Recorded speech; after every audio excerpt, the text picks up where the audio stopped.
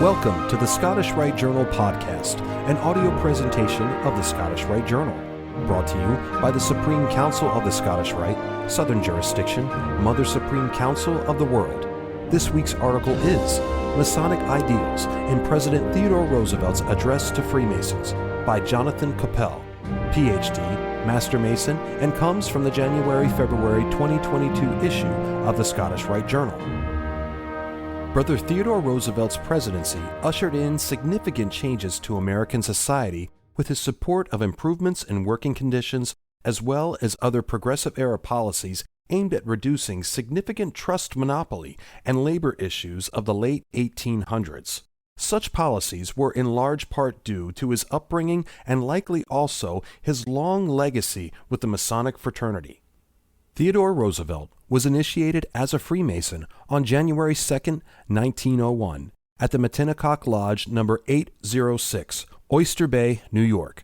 During his first term as president, Theodore Roosevelt visited the Grand Lodge of Pennsylvania in its present home on 1 North Broad Street on November 5, 1902, as the celebration of the sesquicentennial of Brother George Washington's initiation into Freemasonry. His address provides insights into Theodore Roosevelt's perspective on the Masonic fraternity and its importance in promoting tolerance and unity throughout society. At the beginning of President Roosevelt's address, he reflects upon the fundamental obligation of a newly initiated Mason to his God and his country.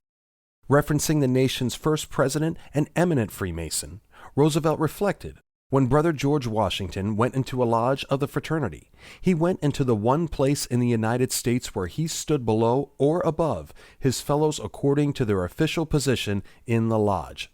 He went into the place where the idea of our government was realized as far as it is humanly possible for mankind to realize a lofty ideal.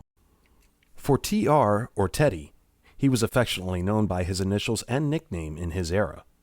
The opportunity for brotherhood and unity with all members of society not only was personally satisfying, but served the larger purpose for improving the social structures of his day.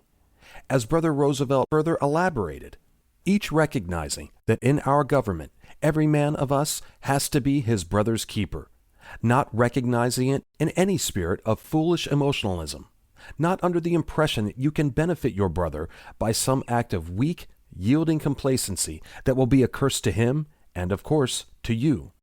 That is not the way to benefit him. Masonry teaches us in this direction and makes us care for the brethren that stumble and fall, and for the wives and little ones of these who are beaten down in the harsh battle of life. Such observations from Roosevelt were perhaps influenced by the lessons learned during the Master Mason's degree, as we see in the symbol of the trowel, reminding Master Masons of their inexorable pursuit of moral excellence and spiritual growth. Just as the trowel in operative masonry helps spread the cement that firms up a building cohesively, the trowel in speculative masonry visually reminds us of the vital importance of maintaining brotherly love and affection despite any differences that may exist.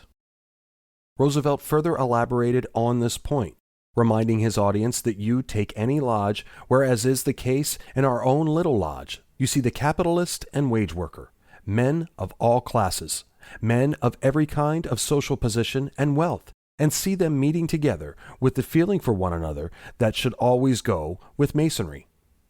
When one sees a lodge such as that, a meeting such as that, one sees how a certain small fragment of our industrial problem is being solved. Tolerance has remained a fundamental tenet of Freemasonry since the formation of the United Grand Lodge of England in 1717. Although tolerance has several connotations, this definition adopted by the General Conference of the United Nations Educational, Scientific, and Cultural Organization in Article 1 of its 1995 Declaration of Principles on Tolerance offers a highly serviceable definition of the term. Tolerance is respect, acceptance, and appreciation of the rich diversity in our world's cultures, our forms of expression, and ways of being human. It is fostered by knowledge, openness, communication, and freedom of thought, conscience, and belief. Tolerance is harmony in difference.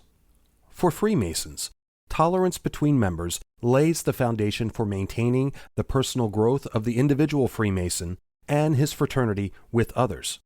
Upon entering Freemasonry, we are taught to evaluate a person by his or her character or conduct, regardless of wealth, social status, political affiliation, age, religious affiliation, or cultural or national background.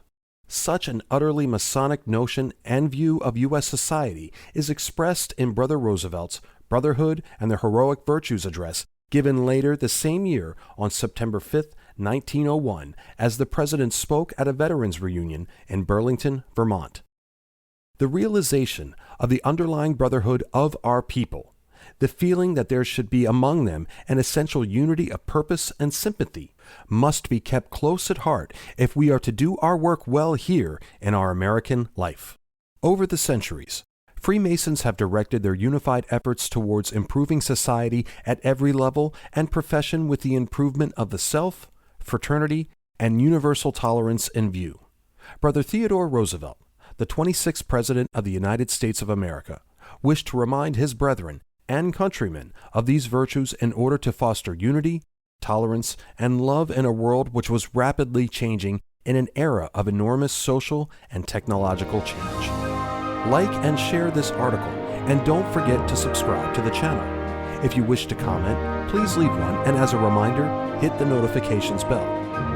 Any accompanying photographs or citations for this article can be found in the corresponding print edition. The Scottish Rite Journal is published by the Supreme Council of the Scottish Rite, Southern Jurisdiction, Mother Supreme Council of the World.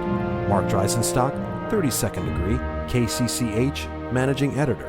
I'm your host, Matt Bowers.